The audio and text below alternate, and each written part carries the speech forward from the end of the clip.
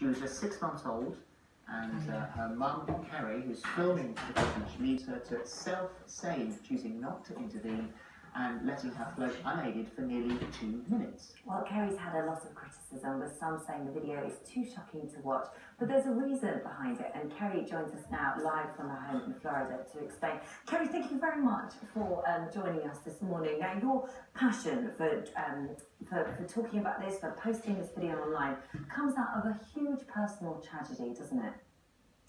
Yes, we lost our son Jake in a drowning accident about 2.5 years ago while we were away on vacation.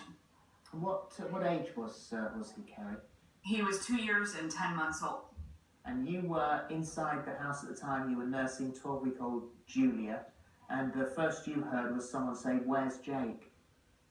Yes, we had just come in for the evening, and my family members were cooking dinner, and he was playing with his cousins, and all of a sudden I heard, "Where's Jake?" And the frantic search started then.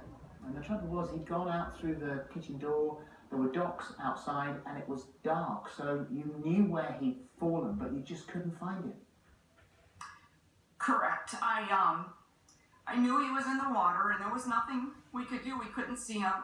But after about 20 minutes of searching on jet skis, they did find him and rushed him to the hospital, but he didn't make it.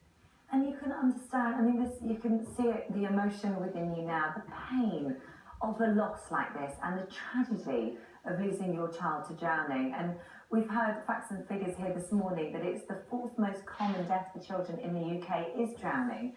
So understandably, you wanted to make a difference and make a change. So what is it? So tell us, what is it you want to draw attention to today? That, water's everywhere, and I mean, obviously I'm in the United States, and it's the leading cause of accidental death actually in the United States between the ages of 1 to 4, so it's even more common here. And it's really just to let parents know that there are programs out there that teach this type of lesson. And I also want people to know that my daughter was not struggling and was never any danger in that video. She had worked up to that in 3 weeks of lessons. She was not just placed on the steps and told, just fall in and figure it out. There's a reason why I didn't even flinch in the background, because I knew she was going to do exactly what she had done over and over again in her lessons. And there's been over 8 million lessons with these ISR skills, and they've all been safe and effective. And had Jake had swimming lessons? Jake had traditional swim lessons the summer before he passed away. And he didn't take to it. It was about 5 weeks of lessons, and he cried, and it didn't matter that he cried to me. I wanted him to be safe. He just didn't take to it. So we figured, well, we don't live on the water, we don't have a pool. We'll try again next summer when he's older and he'll be happier.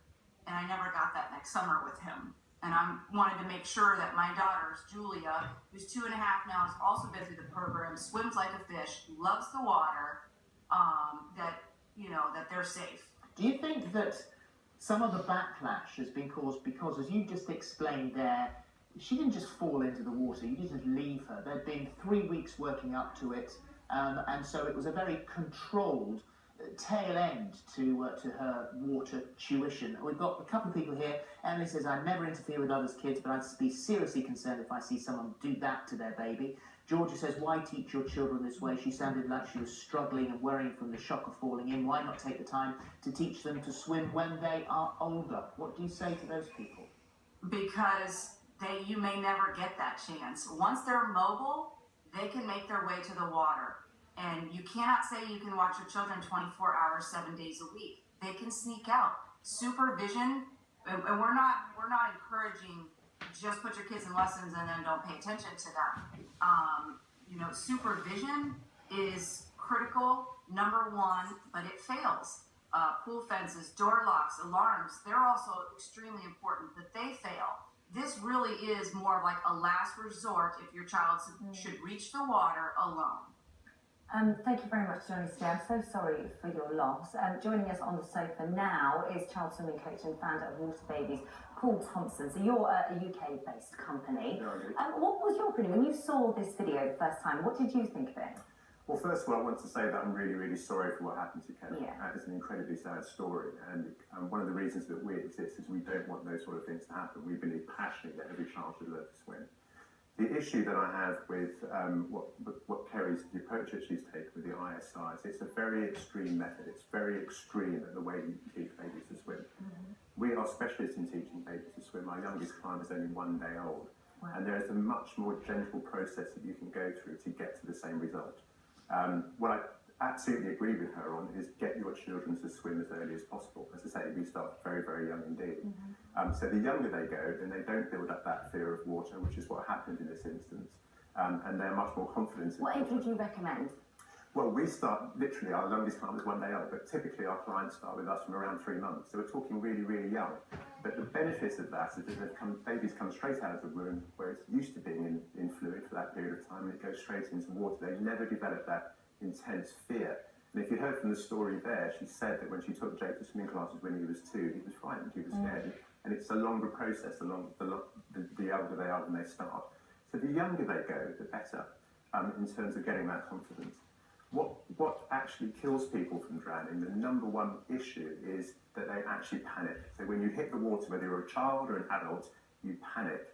And what we do by our sorts of lessons is actually teach kids to enjoy the water and be confident, as well as those skills that we give them as well. Surely that's what she's doing. I mean, she's doing precisely that. And as I think a lot of people judged her very harshly because they didn't know that, as I said earlier on, this was at the tail end of 3 weeks worth of lessons, a gradual building up to that point of allowing her to fall into the water and flip herself onto her back, and she didn't burst out crying.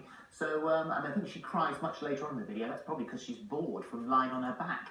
But what's the problem with that? Where do you differ? What Kerry's doing, which I absolutely agree with, I'm going to stress again, is taking her child swimming at a young age. She's doing that on the back of something that's a tragedy, but I've got no argument with that at all. My problem is with the intensity of that program. I do know that program very, very well, and within the professional baby swimming industry, it has a reputation.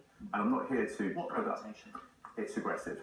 So if you see a baby in that sort of distress, it's not right. They shouldn't be. They don't have to be that distressed. They're giving you a sign that they are distressed. We point out again, we watched that video 2 or 3 times now. The baby doesn't look distressed. Well, I would differ. I think that baby does, and I also know how that baby got there in terms of its training. Okay. It's very, very intense. But I really want to stress again that this is not me having a go at Kerry. I understand exactly what she has done and why she has done it. Yeah. And that method works. I mean, that baby will do what that baby does. Well, do the babies end up being frightened of the water? Final word, Kerry, if she's still with us. That we've just heard there from Paul and what he has to say. Agrees on most of the issues between the two of you.